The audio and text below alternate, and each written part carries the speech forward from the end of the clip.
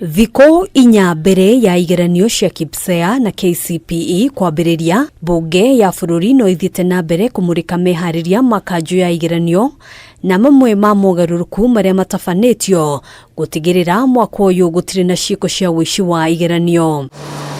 Ona kũhanĩra ũguo, gĩcunjĩ kĩa ambunge matirĩ maraiguithĩka ũrĩa watho wa kanjũ ya igeranio wa maratathi ma igeranio kuoywo maita merĩ o mũthenya kũrigĩrĩria ciĩko cia ũici wa igeranio. Does in the collecting twice even increase chances of cheating?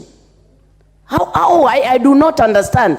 How is picking the exam twice reducing the chances of cheating of the exams? The issue is ensuring that we are not losing any part of the chain, because every year we get these assurances, Madam Speaker, but we don't end up with exams not being stolen.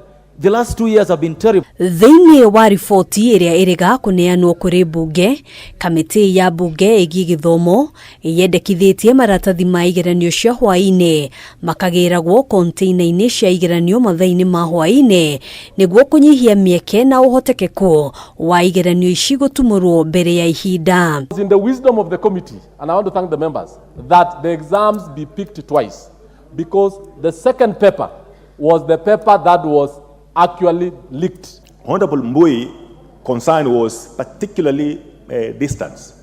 And from this report, if members will be careful reading it, the issue of distance has actually been covered. Thĩinĩ wa riboti ya Minister wa Gĩthomo Ezekiel Machogu ĩrĩa thomeirwo ambunge nĩ mũikarĩri gĩtĩ wa kamĩtĩ ĩgiĩ gĩthomo Julius Meli, kanjũ ya igeranio yugĩte meharĩrĩria nĩ marĩkĩrĩru arĩ hamwe na ũrĩa arutwo kuma icigo iria igũmĩirwo nĩ ũhagũku wa ũgitĩri magakinyĩrio maratathi ma igeranio. Counties where examination centers were realigned due to security-related issues include West Pokot, Elgeyo Marakwet, Garissa, Wajir and Mandera. Kũringana na riboti ĩno, thirikari ĩkũhũthĩra mũigana wa ciringi mirioni 500 cia ndege 15 mũthemba wa helicopter kumagaria igeranio icigo-inĩ iria kũrĩ na ũhagũku wa ũgitĩri kana kũrĩa gũtanyĩtwo gũkorwo na mbura nene. Examination papers for Chalbi, North Horr and Wajir North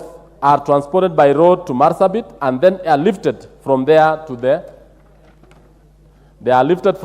to individual containers, also due to anticipated insecurity issues in Marsabit. Ihinda-inĩ rĩu Ministry ya Gĩthomo yugĩte ĩrabatara nyongerera ya mũigana wa ciringi birioni 3.8 thĩinĩ wa bajeti nini cia kũrĩha mathirĩ ma kanjũ ya igeranio ma mwaka mũhĩtũku na kũhota kũrĩha maabithaa arĩa mararugamirira igeranio mwaka ũyũ. I want to ask this parliament, as the supplementary comes, to actually support that 3.8 billion to the Kenya National Examination Council, because with this then it's an assurance, if we give them this money, that the examiners for the first time should be paid at the right time, because all that staff, Speaker, whom you had 290,000 teachers are never paid. This year they were paid after 1 year. Handũ-inĩ ha Kameme TV, njĩtagwo Ngina wa Wadirwa.